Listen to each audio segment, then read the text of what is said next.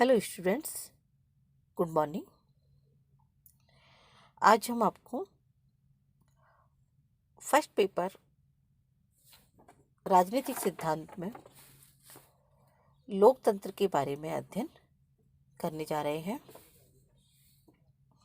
लोकतंत्र यानी लोक का तंत्र, लोक यानी जनता का शासन। संपूर्ण विश्व में हम देखें तो बहुत सारी शासन व्यवस्थाएं हैं, चाहे जैसे राजतंत्र है, कुलीन तंत्र है, अधिनायक तंत्र है, लोकतंत्र है, आदि व्यवस्थाएं विद्यमान रही हैं। और यदि हम देखें कि सबसे ज़्यादा जो प्रसिद्ध है या जो महत्वपूर्ण शासन है वो कौन सा है, तो इन सब में लोकतंत्र को सबसे ज़्यादा प्रमुखता दी जाती है।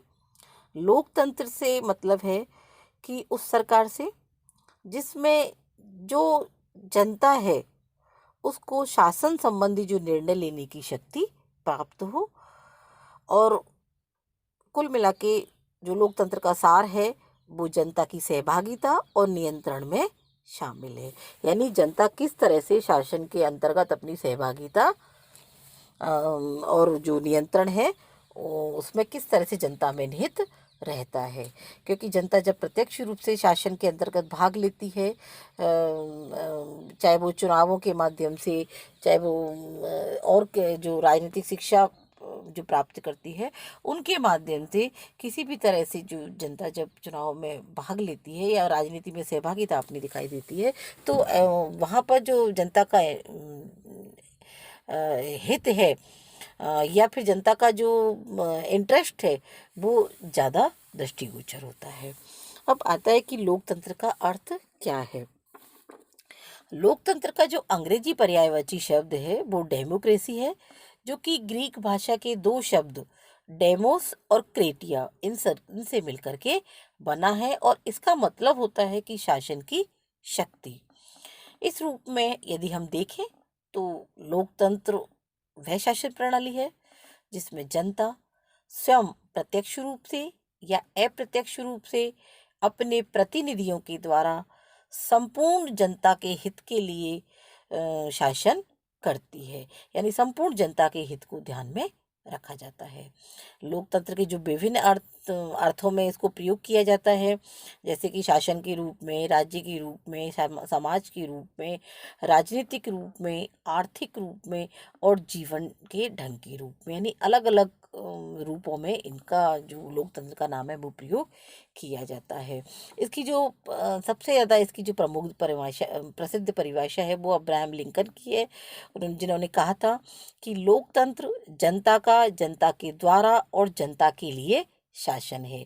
यानी जनता का शासन है, ये जनता के द्वारा ही संचालित किया जाता है और जनता के लिए ही संचालित किया जाता है। इसमें जो डाइसी हैं उन्होंने भी जिसकी जो परिभाषा दी है कि लोकतंत्र शासन का वह स्वरूप है जिसमें शासक समुदाय संपूर्ण राष्ट्र का अपेक्षाकृत बड़ा भाग हो। क्योंकि चूंकि जब जनता शासन करती है, जनता का उसमें जनता जनता के द्वारा ही शासन किया जाता है, तो उसका जनता का एक बहुत बड़ा भाग इसमें शामिल होता है। इसलिए इसको कहा गया है कि शासक समुदाय का बड़ा भाग। ठीक है।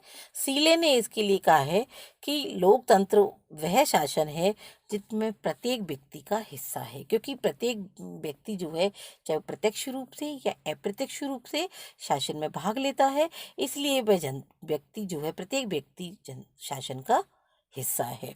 तो इस तरह से हमने देखा कि अब्राहम लिंकन ने, डाइसी ने, ब्राइस ने, सीले ने, इन सब ने इनकी परिभाषाएं अलग अलग अर्थों में दी हैं।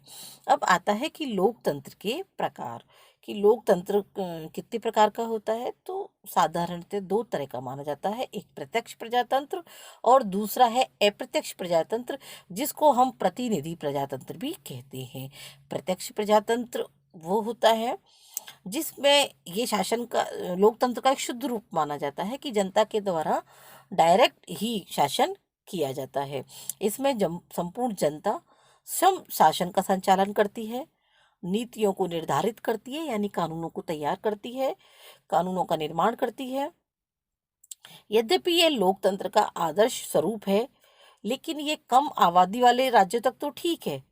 लेकिन जब इतनी विशालकाय आबादी वाले जो राष्ट्र हैं, उनमें ये व्यवस्था संभव नहीं है, क्योंकि जब यदि आप इतनी विशाल जनसंख्या वाले जो राष्ट्र हैं, यदि वो शासन में प्रत्यक्ष रूप से भाग लेते हैं, तो उसके लिए वो चार तरीके अपनाते हैं: जनमत संग्रह, आरंभक, प्रत्यावर्तन तथा लोक निर्णय। क्योंकि ऐसा तो है नहीं कि इतनी सारी जनता जो है प्रत्यक्ष रूप से ही सरकार का संचालन कर ले, है ना? या तो वो अपने प्रतिनिधियों के माध्यम से करती है, जिसको कि अप्रत्यक्ष प्रजातंत्र कहते हैं। लेकिन यदि प्रत्यक्ष प्रजातंत्र है और बड़ी जनसंख्या है, ज़्यादा जनसंख्या है, तो वह चार माध्यम जो बताए हैं, जिनमें जनमत संग्रह, आरंभक, प्रत्यावर्तन तथा लोक निर्णय, इनके माध्यम से जनता जो है वो शासन में भाग लेती। नेक्स्ट है अप्रत्यक्ष प्रजातंत्र, जिसे प्रतिनिधि प्रजातंत्र भी कहते हैं। इसमें जनता क्या करती है, स्वयं शासन में भाग नहीं लेती है, बल्कि अपने प्रतिनिधियों के माध्यम से शासन संचालित करती है। और जनता समय समय पर जो है निर्वाचनों के माध्यम से अपने प्रतिनिधियों का चयन करती है। और विश्व में आज हम देखेंगे तो अधिकतर देशों में अप्रत्यक्ष प्रजातंत्र की व्यवस्था ही संचालित होती है, क्योंकि ये बहुत ज़्यादा मतलब परिस्थितियों के अनुकूल भी है और सुव्यवस्थित भी है। भारत में, अमेरिका में, ब्रिटेन में, इन सब में देखेंगे तो आज अप्रत्यक्ष प्रजातंत्र ही हम संचालित किए जा रहे हैं। तो और संसदात्मक एवं अध्यक्षात्मक शासन प्रणाली जहाँ होती है और एकात्मक और संघात्मक शासन प्रणाली होती है, वहाँ तो अधिकतर जो है अप्रत्यक्ष प्रजातंत्र ही संचालित किए जाते हैं।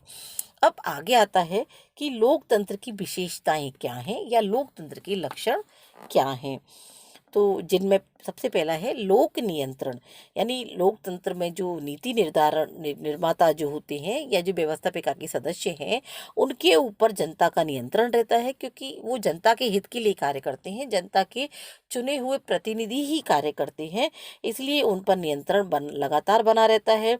निर्वाचनों के माध्यम से, जनता के प्रभाव के माध्यम से, लोक प्रभुता के माध्यम से, अप्रत्यक्ष नियंत्रण आदि के द्वारा ये नियंत्रण बना के रखते हैं।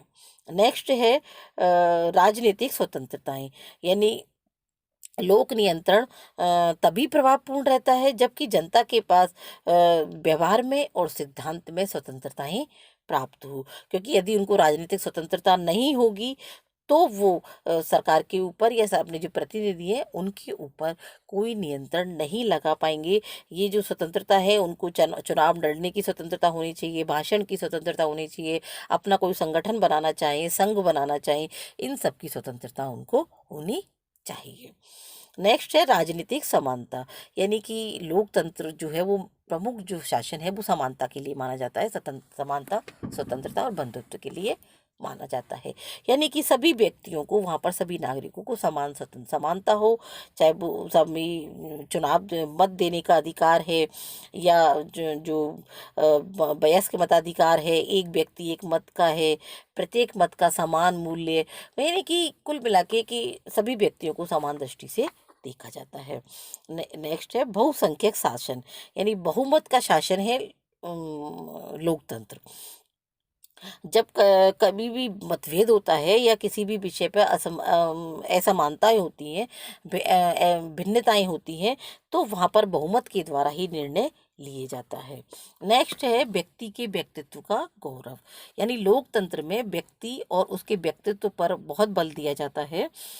उसकी क्षमताएं जो होती हैं, व्यक्ति की उसकी योग्यताएं होती हैं, उनका विशेष प्रभाव होता है, उनमें विश्वास भी किया जाता है, क्योंकि जो व्यक्ति योग्य है उसी को मौका दिया जाता है, जिससे कि व्यक्ति की प्रतिष्ठा, मर्यादा, इन सब का आदर बना रहता है।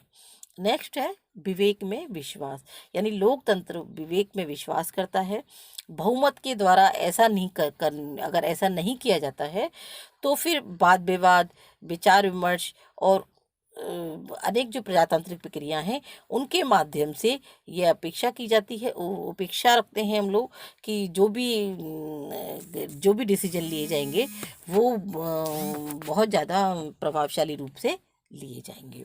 नेक्स्ट है संवैधानिक शासन, यानी प्रजातंत्र जो है वो अनुनय, विचार विमर्श और जनमत की शक्ति में विश्वास करता है, हिंसा या दमन में नहीं है। यानी जो भी डिसीजन लिए जाते हैं वो विचार विमर्श के द्वारा, प्रार्थना के द्वारा या जनमत की शक्ति से, यानी कि कुल मिला के हिंसा में विश्वास नहीं करता है लोकतंत्र में, बल्कि लोकतंत्र में अहिंसा के माध्यम से अपने जितने भी कार्य वो संचालित किए जाते हैं। तो किसी भी लोकतंत्र शासन व्यवस्था के अंतर्गत ये सारे जो गुण हैं वो होना अति आवश्यक है। अब आते हैं लोकतंत्र के गुण, जिनके बारे में हम अगली वीडियो में चर्चा करेंगे। तो आज हमने लोकतंत्र, उसकी परिभाषाएं, उसके अर्थ और उसकी विशेषताओं के बारे में चर्चा की है। यदि किसी को कहीं प्रॉब्लम आए तो वो कमेंट के माध्यम से और हमें अपनी समस्या से अवगत करा सकते हो। Thank you.